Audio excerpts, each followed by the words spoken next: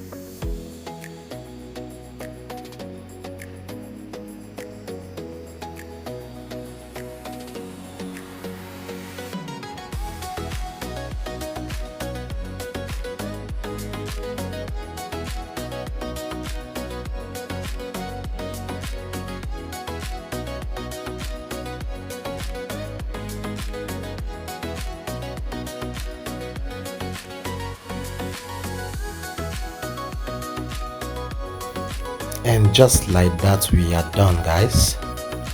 So let's go ahead and clean up the PCB and then test the phone and see if it's working.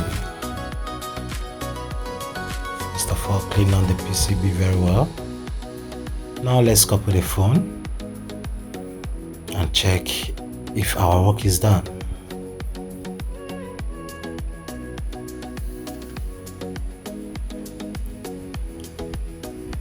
Let's switch on the phone and see, guys, the light is back, and that's how it's done. Thank you guys for watching the video. Please like, subscribe and share. If you have any question, you can ask on the comment section, and then follow me, guys, on all social media platforms. I'm on Facebook, Instagram, YouTube,